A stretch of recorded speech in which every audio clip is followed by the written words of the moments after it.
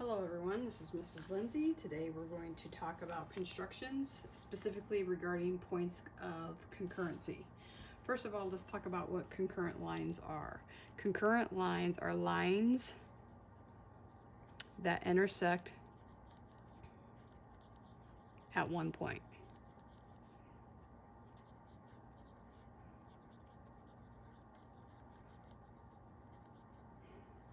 So an example of that would be something like this, where point P is the point of concurrency. An example of lines that are not concurrent would be something like this. Okay, so we're again going to use our fundamentals of constructions and think about how we would actually construct an end center. And notice I have three different triangles here. One that we're definitely going to say is a right triangle, an obtuse triangle, and an acute triangle. I'm going to do an example of each of these. I'm going to mix them up, which ones I'm going to do, and then I'll leave the rest of them for you to do as practice. So we have to remember, what's an end center? Okay, hopefully you recall that it's the angle bisectors. So we need to draw all three angle bisectors.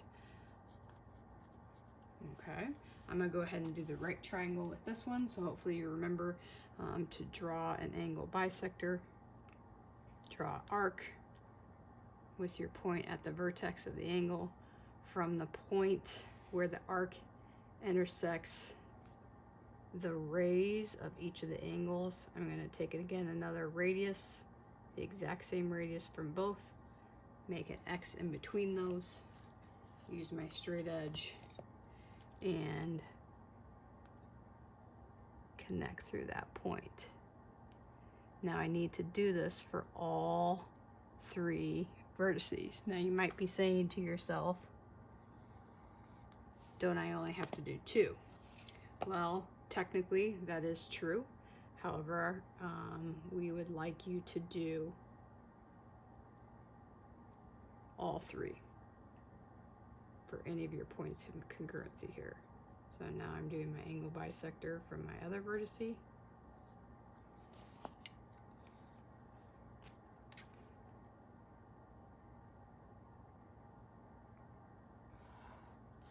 And then my third vertice, which is my right angle, is my only one I have left.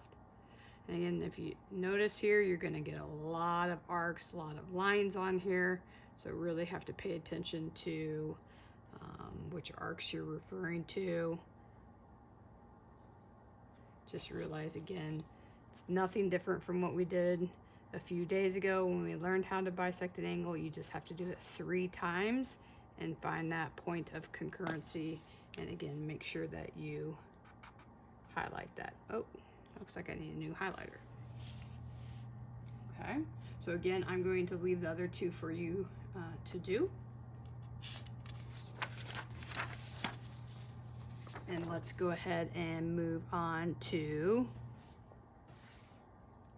orthocenters. Okay, make sure I have this lined up correctly. Okay, so construct the orthocenter of each triangle. Again, we need to remember what is an orthocenter. Okay, so this is now referring to altitudes. So now we have to construct altitudes through the vertex to the opposite side. So again, a perpendicular. Okay, so how do we make that perpendicular? An important part of this is that you may need to extend the sides of the triangle. I'm going to go ahead and do the acute triangle here. So I'll do that vertex on the top. So I'm going to extend the base on the bottom here. So when I make my arc from my vertex,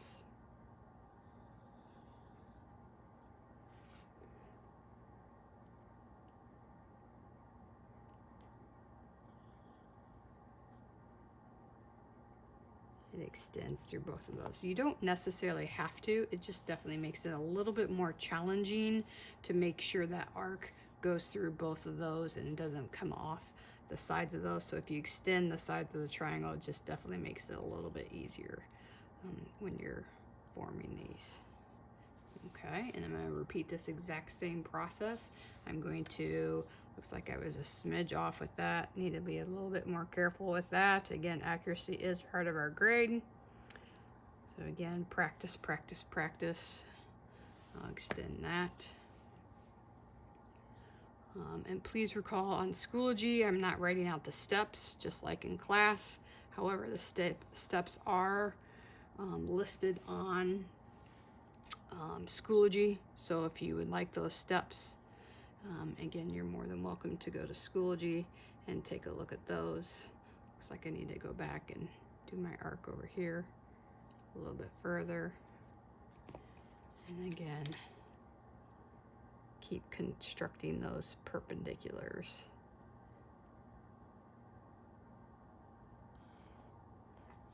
I'm gonna extend this side again. And keep repeating this process over and over. So again, nothing really new, especially even from the first portion.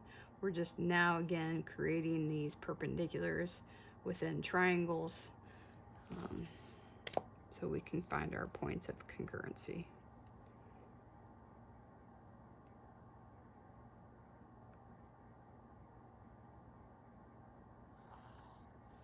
And then highlight our point of concurrency. And again, my highlighter is not the best here, so I apologize for that. But that is your ortho center. And again, I'll leave these for you guys to do on your own. Now, I do have to point out this one, there is a chance that this one you might need to actually put a piece of paper at the bottom here. With this obtuse triangle, it might actually run off this piece of paper, or feel free to just draw an obtuse triangle on a separate piece of paper. Leave yourself plenty of room, and that might be a little bit easier to do on another piece of paper. Okay. All right, our third point of concurrency. This one is our centroid, and again, let's refresh our memory. Centroids are made up of our medians. So it goes from the vertex to the midpoint of the opposite side. So we need to do that of all of our, again, all three of them within our triangle. I will do the obtuse triangle in this case. So I need to do football of every side. So I'll go ahead and do this side here. I'll do football so I can find our midpoint. Now what's important here, when we do our football and we find our midpoint, I don't necessarily need to draw this line. I just need to find the midpoint of it, and then I need to connect that midpoint to the opposite vertex. That is my median.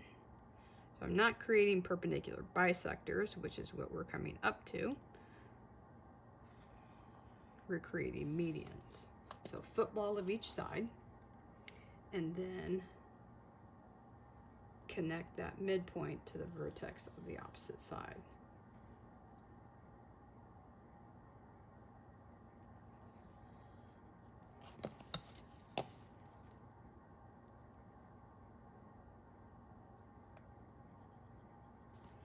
So now I go from that midpoint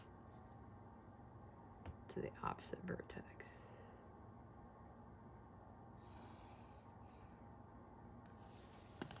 And one more median.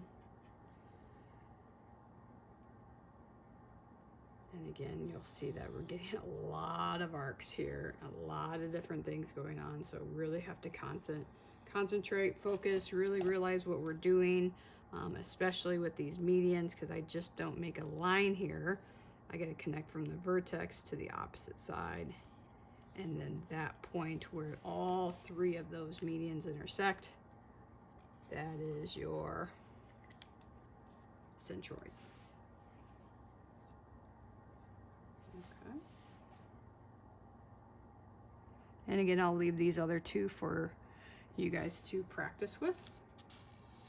And last but not least, we have our circumcenter. And with our circumcenter, this is where we do our perpendicular bisectors. So very, very similar to what we just did. I'm going to go ahead and just do the acute triangle.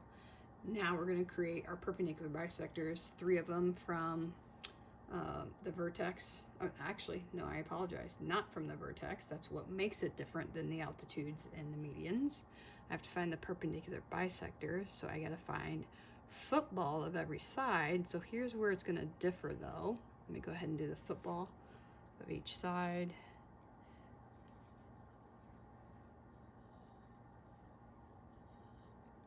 So when I do football here, unlike the previous one, I just drew the midpoint. Now I'm going to draw the entire thing, which is my perpendicular bisector. So now when I do football, the other ones,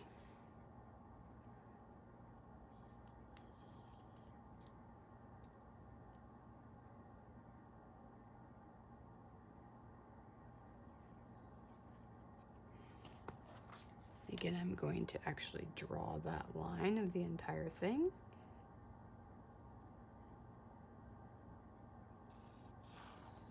And one more.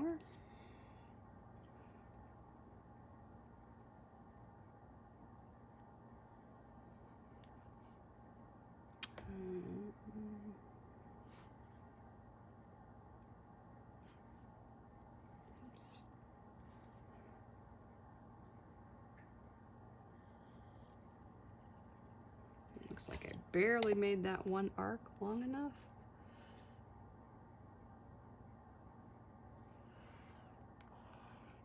And this, again, highlighter's not the best, but that right there is my circumcenter. So again, really utilizing what we did with our fundamentals of learning how to create perpendiculars, bisect angles, find midpoints, and then applying them to points of concurrency within triangles. And this concludes day 5 of construction notes.